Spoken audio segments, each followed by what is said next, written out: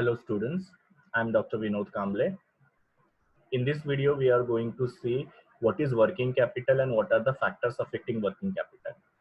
So we'll start with the meaning of working capital. यहाँ पे आप लोग देख सकते हो कि working capital क्या होता है कि हमारे बिजनेस की जो डे टू डे एक्टिविटीज होती है उनको कैरी आउट करने के लिए, उनको चलाने के लिए हम लोग को जो कैपिटल की जरूरत पड़ती है उसको हम लोग बोलते हैं working capital. Now day to day business activities का मतलब क्या होता है, तो यहाँ पे आप लोग देख सकते हो कि आपको रोज रॉ मटेरियल की जरूरत पड़ती है, आपको बिल पेमेंट्स करने होते हैं, आपको मशीन को वगैरह रिपेयर मेंटेन करना होता है, या आपकी बिल्डिंग जो है जहाँ पे आप बिजनेस कर रहे हो वो बिल्डिंग को आपको रिपेयर मेंटेन करना पड़ता है। सो ये आपकी day to day business activities होती है। सी, डे टू डे का मतलब ये नहीं कि रोज, डे टू डे का मतलब क्या हो सकता है, रोज भी हो सकता है, हफ्ते में एक बार भी हो सकता है, 15 दिन में एक बार भी हो सकता है, या फिर आपका मंथली भी हो सकता है। जैसे रॉ मटेरियल आपको आप रोज भी परचेस कर सकते हो, या हफ्ते में एक बार भी परचेस कर सकते हो, या 15 दिन में एक बार, या महीने में एक बार। बिल पेमेंट्स आपको महीने में एक बार करने पड़ते हैं। फिर रिपेयर एंड मेंटेनेंस जैसे आपकी रिक्वायरमेंट होगी उसके हिसाब से आप रिपेयर मेंटेनेंस करोगे। सो जो भी बिजनेस एक्टिविटीज आप डे टू डे चलाते हो या करते हो, कैरी आउट करते हो, उसके लिए जो आपको कैपिटल की जरूरत पड़ती है उसको हम लोग बोलेंगे वर्किंग कैपिटल। सो ये day to day business activities, ये आपका वर्ड इंपॉर्टेंट है यहाँ पे ना। वर्किंग कैपिटल क्या करता है, वर्किंग कैपिटल की वजह से आपका बिजनेस जो है स्मूथ फंक्शनिंग करता है, कहीं पे भी रुकावट नहीं आती आपके बिजनेस के फंक्शनिंग में। क्योंकि क्या है, वर्किंग कैपिटल की वजह से आपको रॉ मटेरियल टाइम पे मिल जाता है, आपके बिल पेमेंट जो होते हैं वो टाइम पे हो जाते हैं, आप प्रॉपर मशीन को वगैरह रिपेयर और मेंटेन करते हो, तो आपका बिजनेस स्मूथली फंक्शन करेगा। बट अगर आपके पास वर्किंग कैपिटल नहीं होगा तो आप रॉ मटेरियल परचेस नहीं करोगे तो प्रोडक्शन नहीं होगा, आप बिल पेमेंट नहीं करोगे तो डेफिनेटली आपकी वो सर्विस जो है वो कट की जाएगी, वापस से आपका प्रोडक्शन के ऊपर उसका इम्पैक्ट होगा। आप मशीन को वगैरह मेंटेन नहीं करोगे, रिपेयर नहीं करोगे तो मशीन जो है प्रॉपरली काम नहीं करेगी, वेस्टेज बढ़ाएगी, प्रोडक्शन आपका अफेक्ट हो जाएगा। सो अगर वर्किंग कैपिटल नहीं होगा तो ये सारी चीजें आपकी क्या होगी, प्रॉपर नहीं हो पाएगी, और जिसकी वजह से आपका बिजनेस का स्मूथ फंक्शनिंग नहीं होगा। तो वर्किंग कैपिटल क्या कर रहा है, आपके बिजनेस को स्मूथली रन करने में या स्मूथली फंक्शनिंग करने में हेल्प कर रहा है। ओके, सो ये मीनिंग आपको मैंने बताया, what is working capital, the capital which is required to carry out day to day business activities. Working capital क्यों लगता है, to ensure the smooth functioning of the business firm. और वर्किंग कैपिटल हम लोग कहाँ पे इन्वेस्ट करते हैं, to purchase raw material, payment of utility bills और रिपेयर एंड मेंटेनेंस के लिए। So this was meaning and introduction. अभी हम लोग देखते हैं what are the factors affecting working capital. सबसे पहला है nature of business. Now nature of business का मतलब क्या होता है, आप किस तरीके का बिजनेस करते हो। अलग अलग तरीके के बिजनेस के लिए अलग अलग वर्किंग कैपिटल की रिक्वायरमेंट हो सकती है।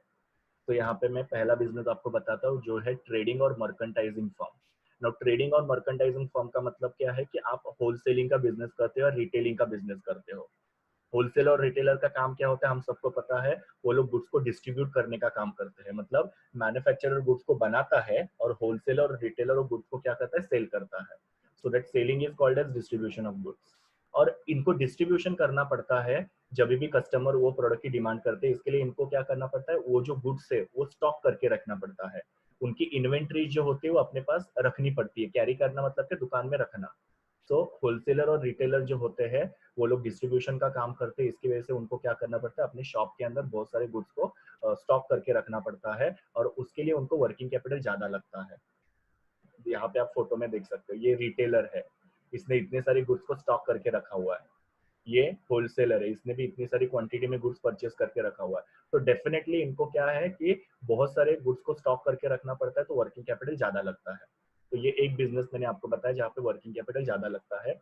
दूसरा है businesses which are dealing in the luxurious product. Luxurious product मतलब ये फोटो आप देख सकते हो, कार बनाने वाली कंपनी, परफ्यूम्स बनाने वाली कंपनी, या बड़ी बड़ी वॉचेस वगैरह बनाने वाली कंपनी, या डिजाइनर कपड़े बनाने वाली कंपनी, ये सारे लग्जरियस प्रोडक्ट बनाने वाले गुड्स है। लग्जरियस का मतलब क्या होता है, जो एसेंशियल नहीं होते हैं, चेन की चीजें, उस गुड्स को बनाने वाली जो कंपनीज होती है, बिजनेसेस होते हैं, उनको भी वर्किंग कैपिटल ज्यादा लगता है। सो दोनों बिजनेस जैसे ट्रेडिंग एंड मर्केंटाइजिंग फर्म, जिनको वर्किंग कैपिटल ज्यादा लगता है, और लग्जरियस प्रोडक्ट बनाने वाले फर्म को भी वर्किंग कैपिटल ज्यादा लगता है।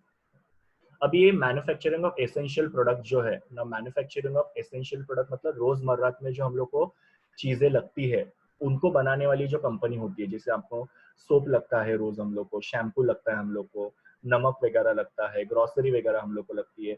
सो रोजमर्रा जो एसेंशियल प्रोडक्ट्स हम लोग यूज करते हैं, उनको बनाने वाली कंपनीज जो होती है, उनको वर्किंग कैपिटल कम लगता है, because they are into manufacturing. उनको फिक्स कैपिटल ज्यादा लगता है, उनको वर्किंग कैपिटल जो होता है वो कम लगता है।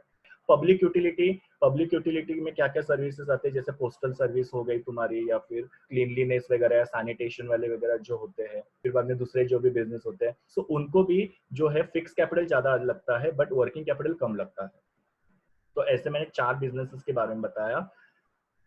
ट्रेडिंग एंड मर्केंटाइजिंग फर्म को ज्यादा वर्किंग कैपिटल लगता है, लग्जरी गुड्स में डील करने वाले बिजनेस को ज्यादा वर्किंग कैपिटल लगता है। एसेंशियल प्रोडक्ट जो डेली कंजम्पशन वाले हैं, उनको मैन्युफैक्चरिंग करने वाले कंपनी को कम वर्किंग कैपिटल लगता है, और पब्लिक यूटिलिटी कंसर्न जो होते हैं उनको भी कम वर्किंग कैपिटल लगता है। तो this is the first factor that affecting to the working capital, कि आप किस तरीके का बिजनेस करते हैं उसके बेसिस पे आपकी वर्किंग कैपिटल रिक्वायरमेंट डिपेंड होती है। दूसरा है size of business. Now size of business में स्मॉल साइज के बिजनेस हो सकते हैं, जहाँ पे आप स्मॉल स्केल में बिजनेस एक्टिविटीज करते हो, और लार्ज स्केल बिजनेस हो सकते हैं जहाँ पे आप लार्ज स्केल में बिजनेस ऑपरेशन करते हो। सो साइज ऑफ बिजनेस भी जो होता है वर्किंग कैपिटल रिक्वायरमेंट को अफेक्ट करता है। जैसे कि आप लार्ज स्केल ऑपरेशंस में अगर बिजनेस करते हो, जैसे लार्सन एंड टुब्रो हो गया, रिलायंस हो गया, गोदरेज वगैरह हो गया, टाटा वगैरह हो गया, ये सब लार्ज स्केल ऑपरेशंस करने वाले बिजनेस है, तो ऑब्वियसली उनको वर्किंग कैपिटल ज्यादा लगता है। पर जो सोल ट्रेडर होता है, जो छोटे स्केल में बिजनेस करता है, स्मॉल स्केल में बिजनेस करता है, उनको कम वर्किंग कैपिटल लगता है। वो मैंने यहाँ पे मेंशन नहीं किया, but that you can write, कि जो लार्ज फर्म्स होते हैं, लार्ज साइज के फर्म्स होते हैं जिनका लार्ज स्केल ऑपरेशन होता है, they require more working capital, और जो स्मॉल स्केल ऑपरेशंस में जो छोटे बिजनेसेस होते हैं उनको कम वर्किंग कैपिटल लगता है। Next is volume of sale. Volume का मतलब होता है क्वांटिटी, आप कितना सेल करते हो, उसके बेसिस पे भी आपका वर्किंग कैपिटल रिक्वायरमेंट जो होता है वो डिपेंड होता है। जैसे कि अगर सपोज आप लार्ज क्वांटिटी में सेल करते हो, बहुत सारी क्वांटिटी अगर आप सेल करते हो, तो आपको वर्किंग कैपिटल ज्यादा लगेगा, क्योंकि अगर ज्यादा क्वांटिटी में सेल करते हो तो आप प्रोडक्शन भी ज्यादा करते हो, तो आपको रॉ मटेरियल भी ज्यादा लगता है, तो उसको परचेस करने के लिए आपको वर्किंग कैपिटल भी ज्यादा लगेगा। सो वही मैंने सेम यहाँ पे लिखा है, if volume of sale increases, अब अगर ज्यादा सेल करते हो, there is increase in the amount of working capital, आपको वर्किंग कैपिटल भी ज्यादा लगेगा। And vice versa, vice versa का मतलब कि इसका अपोजिट, जैसे कि आप स्मॉल स्केल में अगर बेचते हो या स्मॉल वॉल्यूम में अगर आप बेचते हो, तो आपको वर्किंग कैपिटल भी कम लगेगा, बिकॉज स्मॉल स्केल में अगर आप बेच रहे हो तो प्रोडक्शन भी आप कम कर रहे हो, रॉ मटेरियल भी आप कम परचेस कर रहे हो, तो आपको वर्किंग कैपिटल भी कम लगेगा। तो vice versa is nothing but the opposite. तो ज्यादा सेल ज्यादा वर्किंग कैपिटल, कम सेल्स कम working capital. Next is business cycle. Okay, economics में ये कॉन्सेप्ट आपको पढ़ाया जाएगा। बिजनेस साइकिल मतलब क्या होता है, बिजनेस जो होता है एक पर्टिकुलर साइकिल में से जाता है। जैसे कभी बूम होता है, कभी पीक होता है, कभी रिसेशन होता है, कभी डिप्रेशन होता है ना। बूम का मतलब क्या हो रहा है कि यहाँ पे लोगों की इनकम जो है वो बढ़ रही है, इनकम बढ़ने की वजह से लोग डिमांड कर रहे हैं आपके प्रोडक्ट को, तो ऑब्वियसली आपके बिजनेस में क्या हो रहा है, ग्रो हो रहा है। तो ये जो ग्रो होते रहता है इसको हम लोग बोलते हैं बूम। पिक मतलब हाईएस्ट पोजीशन, जहाँ पे आपका बिजनेस जो है वो एकदम पिक पे है, हाईएस्ट लेवल पे है। नाउ रिसेशन का मतलब क्या होता है कि जहाँ पे लोगों के पास पैसा कम है, और पैसा कम होने की वजह से लोग डिमांड कम कर रहे हैं, तो आपका बिजनेस का ग्रोथ जो है वो कम हो रहा है, या आपके प्रोडक्ट की डिमांड वगैरह जो है वो कम हो रही है, that is recession. And depression मतलब कि आप एकदम लो में हो, आपका बिजनेस एकदम लो में चल रहा है। तो ये इकोनॉमी का एक हिस्सा होता है, ये इकोनॉमिक्स का एक पार्ट है, कि कुछ ऐसी चीजें होती है कि जिनकी वजह से मार्केट के अंदर बूम होता है, मतलब लोगों की इनकम बढ़ती है तो लोग ज्यादा डिमांड करते हैं, और कुछ ऐसी सिचुएशन होती है जहाँ पे मार्केट में लोगों के पास इनकम नहीं होता है, जिसकी वजह से लोग डिमांड कम करते हैं, तो रिसेशन होता है। तो इसका आपके बिजनेस के वर्किंग कैपिटल के ऊपर क्या परिणाम होता है, तो आपको बूम के बारे में और रिसेशन के बारे में बताना है ना। पहले मैंने बूम के बारे में बताया। बूम मतलब क्या, कि जहाँ पे लोगों के पास अच्छा खासा पैसा है, लोग ज्यादा डिमांड कर रहे हैं, तो ऑब्वियसली जब लोग डिमांड करेंगे तो आपका सेल बढ़ेगा। सेल बढ़ेगा तो आपको ज्यादा इन्वेस्टमेंट करना पड़ेगा रॉ मटेरियल के अंदर, तो आपको ज्यादा वर्किंग कैपिटल लगेगा। तो boom means sales is increasing. Sales is increasing means you require more stock, yeah, raw material, and then your requirement for the working capital will increase.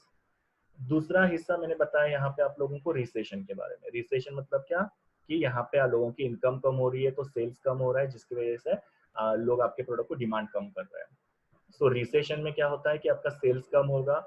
Sales कम होगा तो आपको रॉ मटेरियल कम purchase करोगे, और raw material कम purchase करने की वजह से आपका वर्किंग कैपिटल की रिक्वायरमेंट भी कम हो जाएगी। So you just mention about this boom and recession कि बूम में सेल बढ़ने की वजह से वर्किंग कैपिटल ज्यादा लगता है, रिसेशन में सेल्स कम होने की वजह से आपका वर्किंग कैपिटल की रिक्वायरमेंट जो होती है वो कम होती है। सो हमेशा आपका बिजनेस ये फेजेस में से ज्यादा जाते रहता है, कभी बूम होता है, कभी पीक, फिर रिसेशन, फिर डिप्रेशन, फिर वापस से बूम, फिर पीक, फिर रिसेशन, डिप्रेशन, ऐसे आपकी बिजनेस की साइकिल हमेशा चलती रहती है। ओके, उसको इकोनॉमी हम लोग बोलते हैं। नेक्स्ट है credit term of purchase and sales.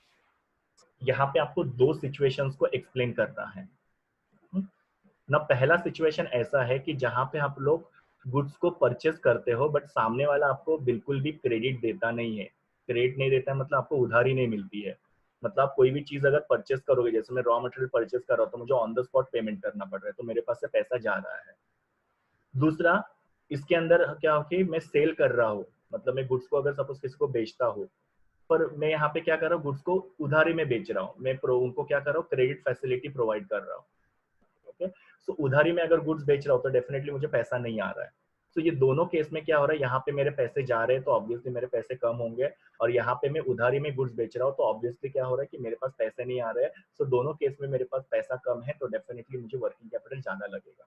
C, if the firm does not get the credit facility for purchase, मतलब मैं परचेस तो कर रहा हूँ पर मुझे उधारी नहीं मिल रही है, मुझे ऑन द स्पॉट पेमेंट करना पड़ रहा है, but adopt the liberal credit policy for it sales. पर कंपनी क्या कर रही है, लिबरल क्रेडिट पॉलिसी, मतलब सेल कर रही है और बाद में फिर पेमेंट करेंगे तो चलेगा, ऐसा चल रहा है, तो आपको वर्किंग कैपिटल ज्यादा लगता है। बिकॉज यहाँ पे आपके पास से पैसा जा रहा है, यहाँ पे आपके पास पैसा नहीं है, मतलब आ नहीं रहा है, तो ऑब्वियसली दोनों में आपके पास कैश का शॉर्टेज है, क्रंच है, और जिसकी वजह से आप क्या कर रहे हो, वर्किंग कैपिटल आपको ज्यादा लग रहा है। दूसरा सिचुएशन देखो क्या है, इसका अपोजिट ही है। यहाँ पे क्या हो रहा है कि आप परचेस कर रहे हो पर उधारी में परचेस कर रहे हो, you are getting credit facility. मतलब मैंने रॉ मटेरियल परचेस किया, अभी मैं उसका पेमेंट 2-4 महीने के बाद में करूंगा, तो मेरे पास से कुछ पैसा नहीं जा रहा है। प्लस मैं सेल्स तो कर रहा हूँ बट मैं किसी को उधार में गुड्स नहीं दे रहा हूँ, मैं ऑन द स्पॉट उनसे क्या कर रहा हूँ, पैसा ले रहा हूँ, तो मेरे पास पैसा आ रहा है। तो दोनों सिचुएशन में मेरी कैश की जो कंडीशन है वो अच्छी है, तो ऑब्वियसली मुझे वर्किंग कैपिटल कम लगेगा। सो देखो यहाँ पे मैंने लिखा है कि मैं परचेस तो कर रहा हूँ पर मुझे क्रेडिट में मैं परचेस कर रहा हूँ, मतलब बाद में मैं पैसा दूंगा, और मेरी क्रेडिट पॉलिसी सेल्स के लिए जो है वो लिबरल नहीं है, बिल्कुल भी लिबरल नहीं है। मतलब क्या कि मैं लोगों से पैसा लेके ही सेल कर रहा हूँ, उधारी में किसी को सेल नहीं कर रहा। तो दोनों सिचुएशन में मेरे पास पैसा आ रहा है, जिसकी वजह से मुझे वर्किंग कैपिटल की रिक्वायरमेंट कम लगेगी। तो आप ये हिस्से को अच्छे से समझने की कोशिश करो, तो आप लोगों को ये समझ में आएगा।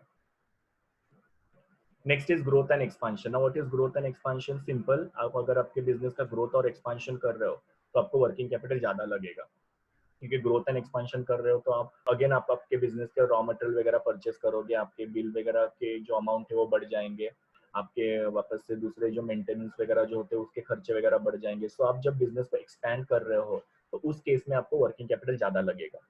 बट आप अगर सपोज आपके बिजनेस को एक्सपांशन ग्रोथ नहीं कर रहे हो, जो लेवल पे है उसी लेवल पे रख रहे हो, तो आपको वर्किंग कैपिटल जो है वो कम लगेगा। So growth and expansion में you require more of the working capital because your business activities are increasing. Inventory management. Now inventory का मतलब होता है स्टॉक, रॉ मटेरियल वगैरह हो सकता है या फिनिश गुड्स का स्टॉक हो सकता है, उसको आपको प्रॉपरली मैनेज करके रखना है, कितने की जरूरत है, ओके, कितना सेल हुआ, कितना प्रोडक्शन डिपार्टमेंट से स्टोर के अंदर आया, कितनों की डिमांड है, ये प्रॉपर आपको क्या करना है, रिकॉर्ड मेंटेन करके रखना है। क्योंकि आपके यहाँ पे इन्वेंट्री अगर प्रॉपर मैनेज नहीं रहेगी तो क्या हो जाएगा, आपके यहाँ पे ओवर इन्वेंट्री या अंडर इन्वेंट्री होगी। ओवर इन्वेंट्री मतलब कि आप बहुत ज्यादा रॉ मटेरियल परचेस करके रख रहे हो या बहुत ज्यादा प्रोडक्शन करके रख रहे हो पर डिमांड नहीं आ रही है, सेल नहीं हो रहा है, तो वैसा ही पड़ा हुआ है। या अंडर इन्वेंट्री का मतलब क्या है कि आपको डिमांड आ रही है 100 की पर आपने बना के रखे सिर्फ 80, तो 20 का शॉर्टेज चल रहा है। सो इन्वेंट्री प्रॉपर मैनेज करके रखना मतलब क्या, जितना हम लोग को रॉ मटेरियल चाहिए, जितना हम लोग को फिनिश गुड्स चाहिए, उसको हम लोग को क्या करना है, प्रॉपरली मैनेज करके स्टोर के अंदर मेंटेन करके रखना है, ताकि जब भी कस्टमर की डिमांड आ जाए या जब भी प्रोडक्शन डिपार्टमेंट को रॉ मटेरियल की जरूरत पड़ेगी हम लोग उसको सप्लाई कर सकते हैं। सो देखो यहाँ पे लिखा है कि आपके पास अप्रोप्रिएट अमाउंट ऑफ इन्वेंट्री रहेगा, मतलब जितना चाहिए उतना ही आपने इन्वेंट्री रखा है, तो ऑब्वियसली वर्किंग कैपिटल आपको कम लगेगा। पर आप ओवर इन्वेंट्री करते हो, मतलब बहुत ज्यादा इन्वेंट्री को स्टॉक करके रखते हो अननेसेसरीली, तो you require more of the working capital, because आपका पैसा वहां पे क्या होते जा रहा है, ब्लॉक होते जा रहा है। तो बेसिकली क्या है कि अगर सपोज आपको प्रॉपर इन्वेंट्री मैनेजमेंट करना है प्रॉपर अमाउंट ऑफ इन्वेंट्री आपके यहाँ पे स्टॉक करके रखना है, तो उसके लिए प्रॉपर कोऑर्डिनेशन होना चाहिए प्रोडक्शन डिपार्टमेंट और सेल्स डिपार्टमेंट के बीच में। सेल्स डिपार्टमेंट ने बताना चाहिए कि इतने का डिमांड आ रहा है, प्रोडक्शन डिपार्टमेंट ने भी उसके हिसाब से प्रोडक्ट को बनाना चाहिए और उसके हिसाब से फिर रॉ मटेरियल को वगैरह परचेस करना चाहिए। सो उससे क्या होगा, प्रॉपर अगर ये दोनों कोऑर्डिनेशन करेंगे तो इन्वेंट्री प्रॉपर मैनेज होगी, जिससे हमको वर्किंग कैपिटल की रिक्वायरमेंट जो है कम लगेगी। Loan from bank and financial institutions, मतलब अगर सपोज कोई भी बैंक और फाइनेंशियल इंस्टीट्यूशन अगर आपको लोन वगैरह टाइम टू टाइम प्रोवाइड कर रही है, तो आपको वर्किंग कैपिटल की जरूरत नहीं लगेगी, मतलब जरूरत बहुत कम लगेगी, बिकॉज जब भी आपको कैपिटल की जरूरत होती है आप बैंक के पास से लोन ले रहे हो, फाइनेंशियल इंस्टीट्यूशन से लोन ले रहे हो। पर अगर सपोज आपको कोई फाइनेंशियल इंस्टीट्यूशन या बैंक अगर लोन नहीं दे रही है, प्रोवाइड ही नहीं कर रही है, maybe because of X Y Z reason, तो डेफिनेटली आपको वर्किंग कैपिटल की रिक्वायरमेंट ज्यादा लगेगी।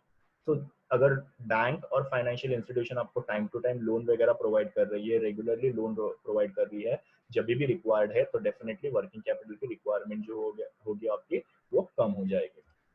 So this was all about what is working capital and what are the factors of working capital. Thank you, students. Please do like, share, comment, and subscribe to my YouTube channel, and also recommend my channel to your friends.